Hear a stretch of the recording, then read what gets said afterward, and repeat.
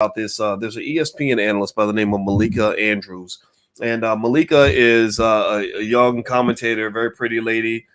Seems relatively smart, but she's really upset a lot of the black men at ESPN and a lot of black men in general. Right now, the internet's kind of roasting her pretty bad. Kind of, concluding that she doesn't let black men talk. She doesn't have a lot of respect for black men, things like that. Uh-oh. And I'm echoing now. Let me turn off. Let me turn. There we go. All right. So I was echoing. Sorry about that, guys. So yeah. So anyway, to talk about this issue, I wanted to bring in my good buddy from the Boss Sports Channel, Jeff Lightsey Jr. How you doing today, man?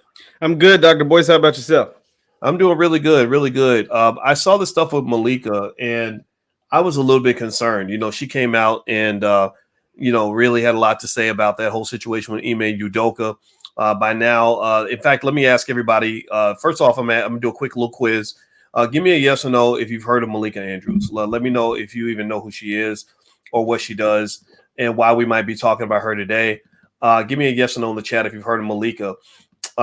So I'm gonna get your answers on that, and then also give me a yes or no if you've heard about the situation with Ime Udoka with the Boston Celtics. Ime Udoka was the head coach and got caught in a situation with a coworker, stuff like that. He got suspended. So there's Malika right there. She's on there with Matt Barnes, I guess, yelling about something. I don't know what she's yelling about. But anyway, it seems like a lot of the brothers have a real issue with Malika, and it's kind of really taken off. She's actually trending on Twitter right now. So, Jeff, what's going on with that?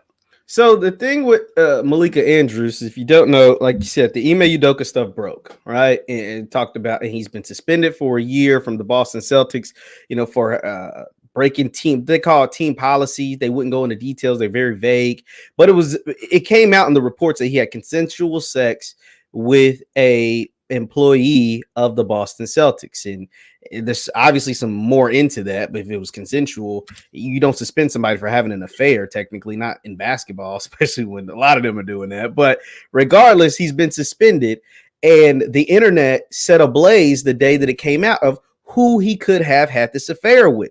And obviously, there was some grotesque things. It's the internet. When stuff like this comes out, like in his fiance, longtime fiance is Nia Long, like the internet and Black Twitter or whatever is going to have a field day with that kind of stuff. Malika wasn't happy about that. And so on First Take, it really started on First Take when Stephen A essentially said he doesn't like the way that Boston didn't clarify anything. They just left everything super vague. And when you leave things super vague, you leave the internet to try to play detective and the internet to do what it wants to do and run wild.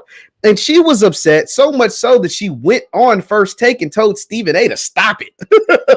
Told this man to basically hush up because you don't get on some feminist type stuff, like some feminist talking points. And basically she thought he was saying they should release the name of the woman that he had sex with. But he never said that. That's something that I would say. That ain't something Stephen A would say. That's something I would say because if you're so upset, the Boston Celtics during the press conference were so upset that the internet was running wild and posting pictures of different Celtics employees and saying, oh, it could be this person that Ime had sex with or this person or whoever, blah, blah, blah, right? If you don't want that to happen, and if it was consensual, then release the name of who it was, especially since they're not getting punished and he is, because that's the other thing that came out. The female employee that he had this consensual relationship with isn't being punished.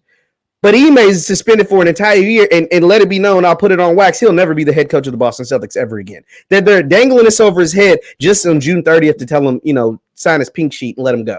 And that's what Stephen A didn't like. It's like, why dangle this over his head? If he did something that was egregious outside of what you're releasing, just fire the man. You know what I'm saying? Just fire the man. But who he's laying in bed with, if that's your only problem with him, shouldn't be dangled over his head and suspended.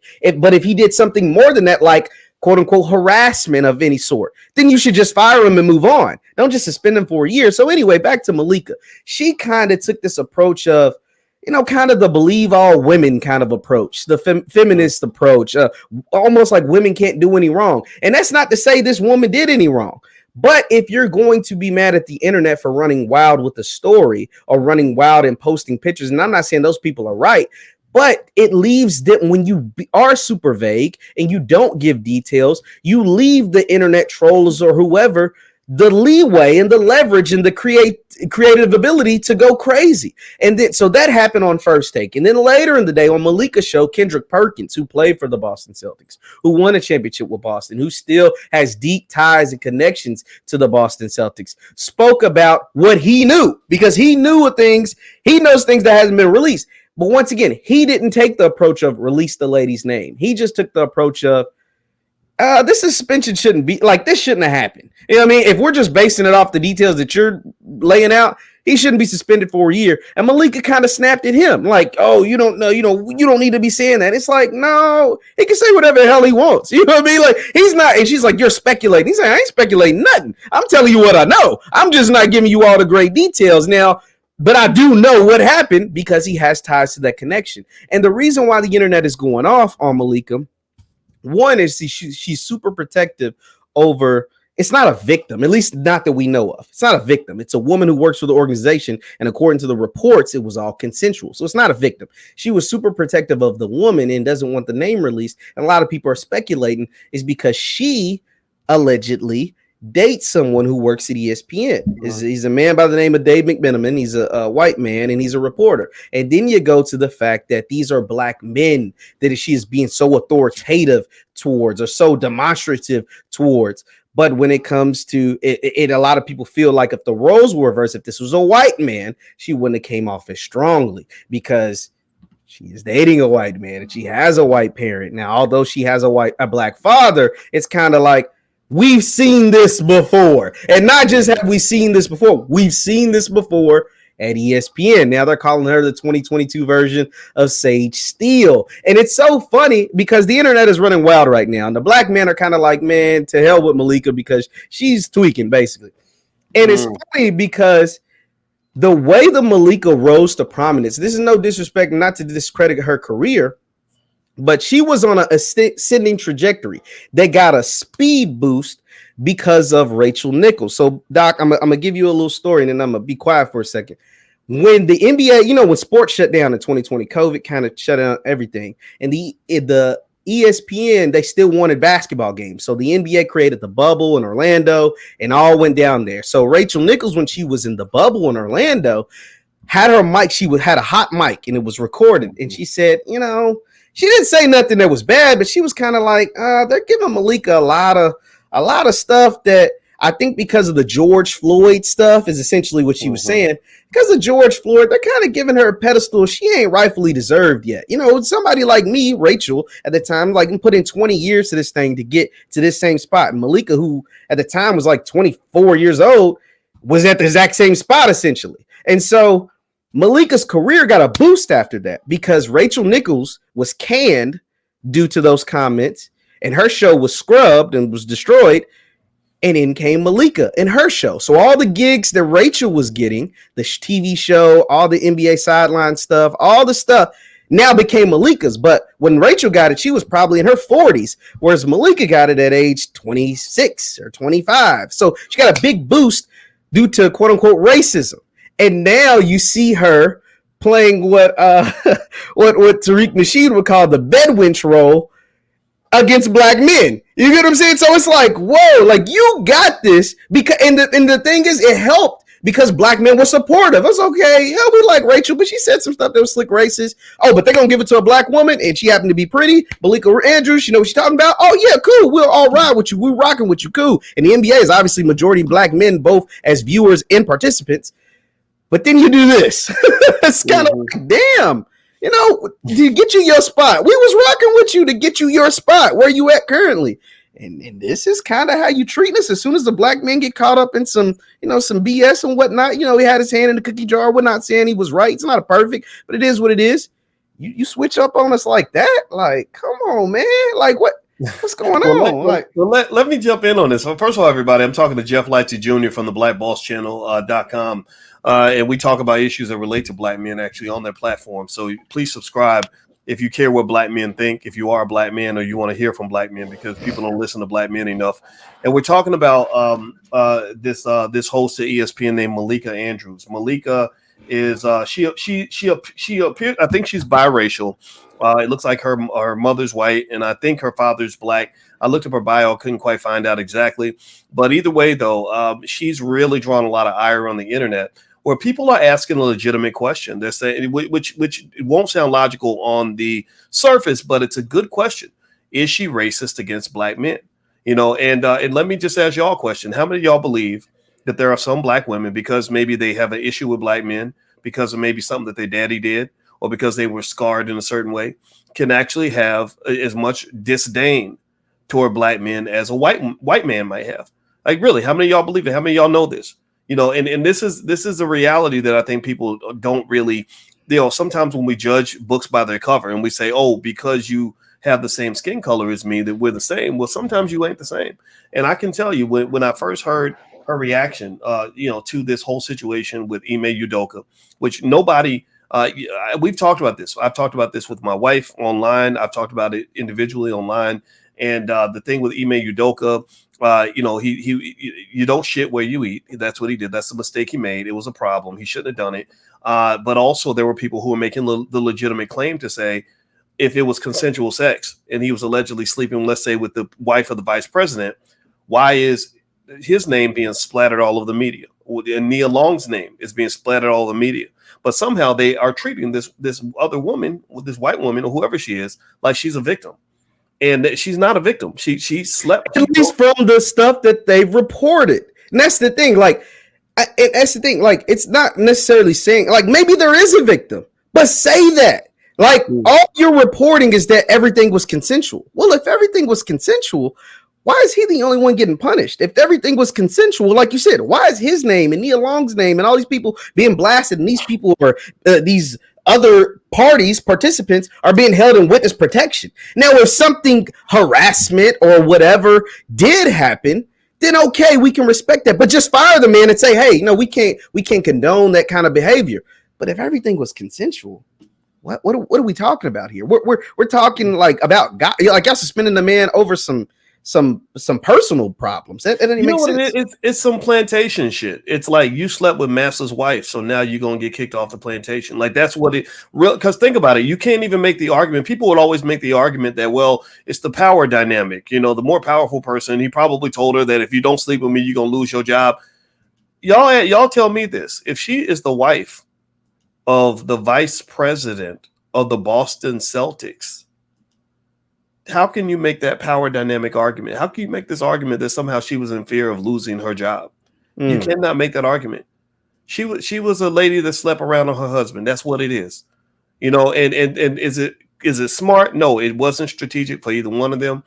We don't know what else is there. Maybe Ime, for all we know, there could be other stuff going on with Ime that we don't know about. Nobody knows. And this is, to me, what's interesting about this is Malika Andrews' approach is one that feeds into the gender war. She comes in guns blazing at black men, trying to shut down. Pay attention now. Think about this. This is that white woman entitlement. That's what she's got, a white woman's entitlement. She just has brown skin, so it's hidden, but she's got white woman entitlement because only a white woman thinks she can go on the show of a 58-year-old man that's more than twice her age, and be like, stop.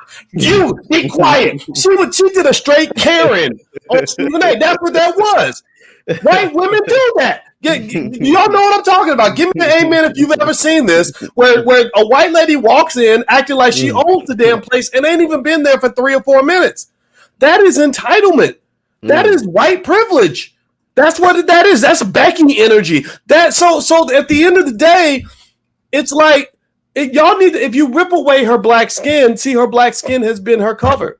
And some of these brothers wanted to support her because there are black men. Like, these guys were trying to be polite. They're like, look, we don't want to be offensive. We don't want to defend Ime, but here are some justice issues that we'd like to make sure are addressed.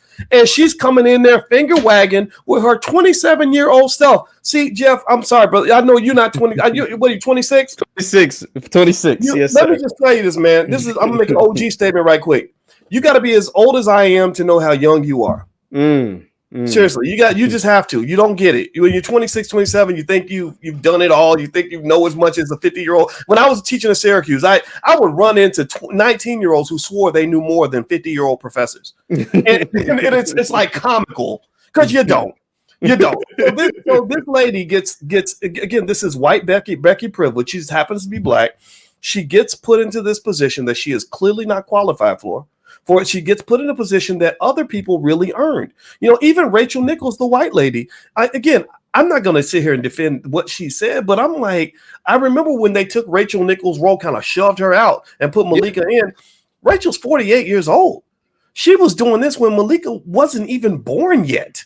Like Malika was in diapers and Rachel was holding the mic and commentating games. So I understand. You know, so my point is to say that when you look at the entirety of it all, you have this entitled white woman, Becky-ish, Karen-ish behavior where she's literally talking to guys. She's literally talking to men who played in the NBA and telling them what it's like to play in the NBA. I think that's why it's hilarious. It's the most comical shit I've ever seen. And this is the white man bolstered her up above these black men on this ESPN plantation, and they got to go and submit to her. And it's not fair. It's wrong. You know, so I think, long story short, I would say that with Malika, I understood. I didn't understand at first, but I saw where some of the players literally won't even answer her questions. She asked a question, and the guy that plays for the Bucks, Giannis. Yeah, I can't say his last name; it's too long. But you know what I'm talking about. Giannis he asked that question, and it wasn't a bad question. Giannis just got up and walked out of the room.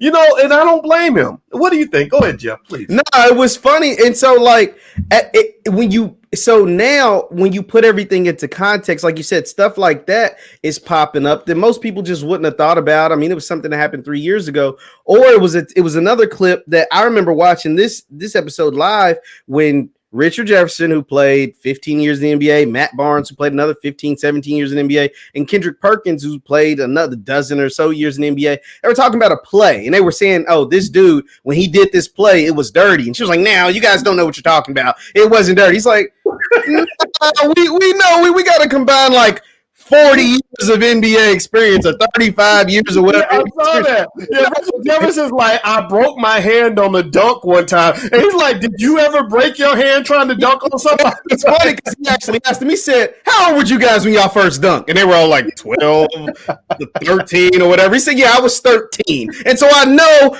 and so basically he was saying, since 13 years old, I know when I go in the air and somebody attacks me a certain kind of way, they're maybe not trying to hurt me, but they're trying to do some kind of damage. And they know if they do X play, then it's going to cause a certain amount of hurt and damage. And so, but she was trying to like kind of buck up to them. It's like, no. Sit this one out, sweetie. Like, I'm not trying to degrade you as a woman or anything, but you never dunked the basketball. And let me jump in and say this too, man. Like, they have the right to do that. They have the right to say, look, you need to sit this one out. You're not qualified for this conversation, and it's not sexist at all. Not sexist at all. Let me tell you why it's not sexist. Because there are times when my wife is talking to another woman about something that only women understand. If my wife is sitting there talking about the pain of childbirth, I'm not going to be like, well, no, having a baby don't hurt. All you got to do is spread your legs and just shit it out real quick. You just push it. Come on, you a punk. Right? No, I would look stupid doing that. Those are conversations where I need to shut up and learn and listen. And the problem with a lot of the feminists, many of them are white, the Karen Becky energy, is that they think they know everything about everything. They feel like they have a right to lead any conversation, to control any situation, to invoke their energy and their little narrative into whatever they want, and it's just wrong. It's disrespectful as hell. So I'm gonna tell you, I think the guys at ESPN, if any of them are watching, y'all need to just go revolt. Y'all need to go and just say, look, we don't have no problem with you. We think you'll be great for this role in about 15 or 20 years, but we're gonna go find another sister that's truly qualified, that has respect for black men that can have this job. I really don't like the idea that this person is even in the position she's in with the energy that she's had. And you could tell, and here's the other part too. I want you to talk about this. Tell me about this. So some people have even wondered if that white guy that she's taking pictures with is her boyfriend that she was dating that actually works at ESPN. And if that was the case, That would be interesting because for two reasons. One, it's interesting politically because you got this this biracial woman who's dating a white man telling black men what to do. I'd be curious to know what her relationship was like with her father, because if you look at Jamel Hill, and Jamel's not as bad as her, but if you look at Jamel Hill's relationship with her father, it's very, very bad. A lot of women who have bad relationships with their black father have a big issue with black men. Give me a yes in the chat if you've ever seen this played out in real life. I'm just telling you the truth. They need to go see a therapist. Some of them don't, and then they just end up beating up on men for the rest of their life. But then the second reason it's interesting is if she was sleeping with this guy at any point or dating him or whatever, well, it sounds like she's doing the same thing Ime Udoka's doing. Maybe the difference is that maybe she reported it to HR, right? Last time I checked, people that have affairs, they don't report that to HR, right? Mm-hmm. But maybe she reported to HR, but it sounds like it could be the same thing. Is that right? Or what do you think? Yeah, so like you said, especially if it's all consensual. That's the thing. The big word that keeps coming out in the Ime, we're just talking about Ime thing, it's consensual, meaning he didn't force anything. Now, if he did, say that and just fire the man. But the simple fact that you didn't fire him lets me know, kind of give me some insight that it wasn't some form of harassment, that he didn't force anything, that everything was consensual. And so in Malika's case, her relationship, just like Ime, is consensual. The only difference is she's a reporter, Ime's an NBA coach. She doesn't have a fiance, and Ime did, and his fiance happened to be super famous and Nia Long. Like, there's some factors there. But the biggest thing is, like you said, you can't just, I don't know. It's interesting because, like you said, Malika's biggest fan base wasn't black women. It was black men. And so, like, think about it. Who consumes more NBA basketball than the players who are actually playing and the black men who are watching? That the reason why Malika is in the position that she is in and she is as popular as she is because of black men. It ain't because of white men or white women. It's because of black men and women, but specifically that demographic. And that is why she's trending, because her biggest fan base or her biggest base has now turned on her. And now they're looking at her like, hold on. Have we been supporting Uncle Ruckus this whole time? Like, hold on. Damn, like, Malika, was you know what I'm saying? Was you a wolf in sheep's clothing? Like, you kind of coming off with that energy that's like, hold on, my God, like, what's going on? Well, let me say this, man. I will just say in general, white feminism has rarely been in favor of the black man, unless the black man completely and totally submits to whatever ideology white women are behind. And that's the problem, is that because there are legitimate problems in our society, there are legitimate cases where men treat women poorly. There are legitimate cases of things like sexual assault and harassment.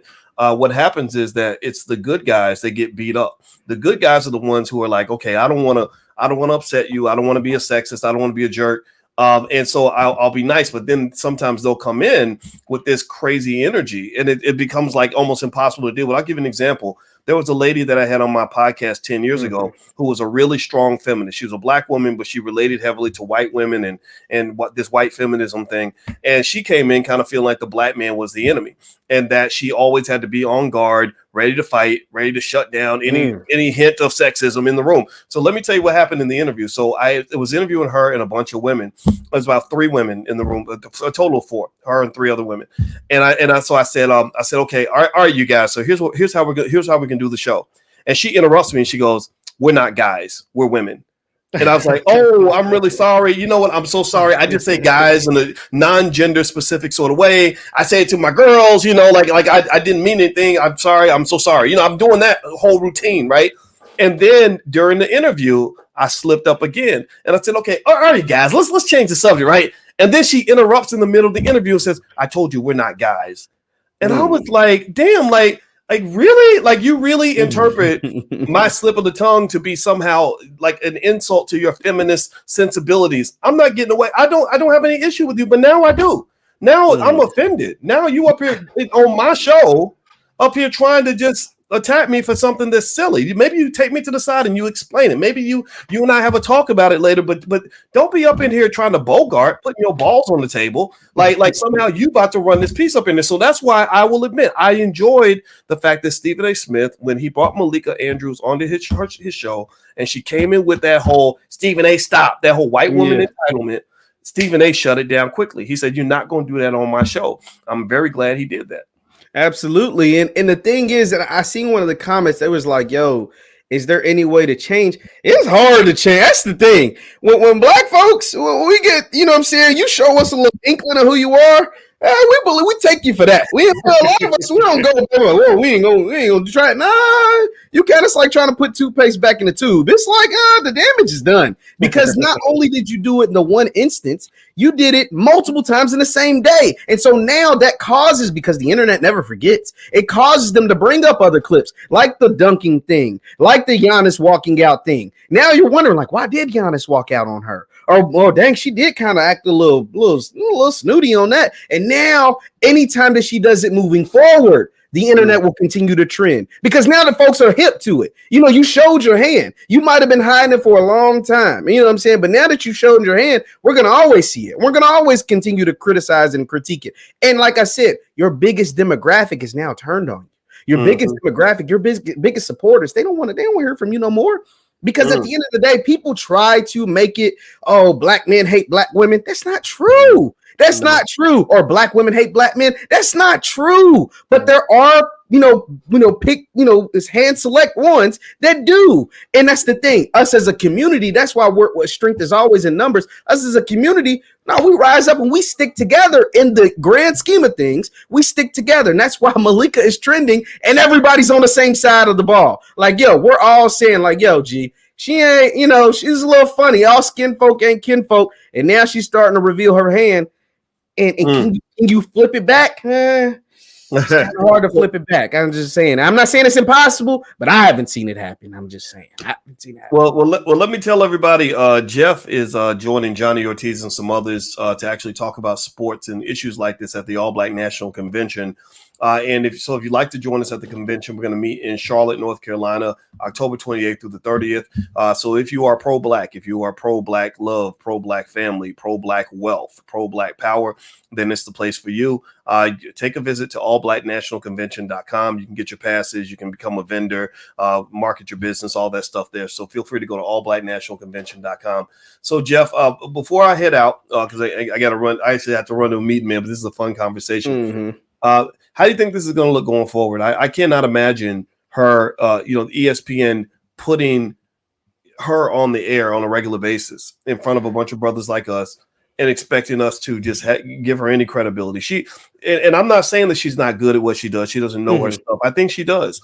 But what I also see is undiagnosed, untreated trauma that she's airing out in public, and it's making her look kind of ridiculous. It's killing her ability to remain professional, right, in the setting. There's something that happened in her life, maybe something that happened to her, and I hope it wasn't terrible, or something that happened with her black father that she's playing out on air. I think that when her reactions to all those men shutting them down and all that, I wonder how her white mother talked about her black father growing up. I'd be stunned if her black father raised her. I'd be absolutely stunned. I'm not saying it's not possible. I'm just saying I'd be stunned, and I'd be curious to know what that relationship was like, because there's something there emotionally. I don't know. Do you see something? I see something emotional that's making her kind of get out of pocket a little bit. What do you think?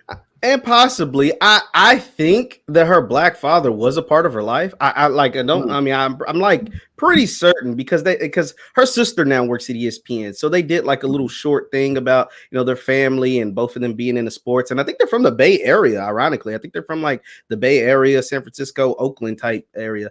And so I think he actually is now. What their dynamic is, I don't know. But no, ESPN's gonna keep trucking along, because you know why, right? It's because Malika's bucking up to black folks. She's bucking up to Matt Barnes and Kendrick and Stephen A. She ain't bucking up to like when Jamel got out of pocket with like Donald Trump or some, you know what I'm saying? Or when Rachel, who was white, talked about the black people during the height of George Floyd. That's how they got the can. But Malika's talking about Stephen A. and she's bucking up to black men. They're not gonna punish that. Like, if she was bucking up to, I don't know, Scott Van Pelt or somebody, you might get some form of punishment. But she bucking up to Stephen A. and Kendrick Perkins, it's going to be all systems go. Now, if anything happens to where an NBA player doesn't want to sit down with her, which I don't think it'll get to that extent. I think it's just more so the internet, right? But if an NBA player start to decide that, like, hey, I ain't sitting down with Malika, right? I'm good on that, then you might see a change. But as long as, you know, she's attacking black men, well, yeah, it's gonna get on TV. Attacking black men gets on TV. You don't get punished for attacking black men on television. I mean, that's just the truth. Well, let me tell everybody something that an ESPN analyst told me in private. He said that that ESPN, one thing that he believes happened, and this is a prominent guy. This is the guy who's very big on the network. If I said his name, you know exactly what I was talking about. He said that ESPN noticed that the unemployment rate for black men was very high. And they figured out that a lot of black men are sitting at home watching sports all day. And he said when they realized that, they realized, okay, we've got a great in-house demographic that we can really build our network off of. And he said that's when you really started seeing a lot of black men on ESPN. And because if you go back and look at ESPN 15, 20 years ago, it was a very different looking network. They'd have some brothers in there like Stuart Scott and whatever, rest in peace of Stuart. But, you know, but now you notice the tone has changed and it's become kind of a black men's network. So I'd be really curious to see how this plays out. I think that this is I think it's kind of sad. And I really am glad that these guys are standing up to this lady because her behavior, it's just kind of ridiculous, man. I think brothers, you know, this is to all the good men out here, all the men that don't want to harass nobody, that ain't trying to get out here and hurt nobody, who are just trying to be good people, raise your kids and be solid citizens. Understand that some of these movements, they label you in an unfair way, and you have a right to stand up against that. I don't care what, you know, when I speak on certain things, sometimes I'll get, you know, people throw a name in, oh, you're a sexist, you're this.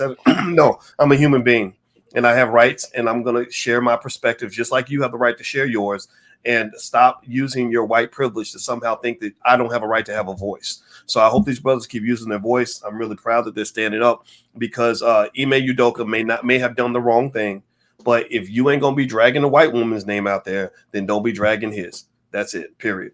So thank you, Jeff. It was great to see you, man. Appreciate you too, Doc. Always great. Yeah. Let me give Jeff's social media. Everybody should follow Jeff Lightsey Jr. He is great on everything related to sports. And it looks like my video went away, so it's actually probably the perfect time for me to bounce out. But there's his Instagram tag and his Twitter tag. Everybody should follow him at jlightsey7. And don't forget the All Black National Convention is coming up. So if you'd like to join us in October, please visit allblacknationalconvention.com. So take care, everybody. And sorry that my video disappeared. I don't know what the heck happened, but y'all have a great day. Love you. I'll see you soon. Peace. Oh, there I am. I'm back.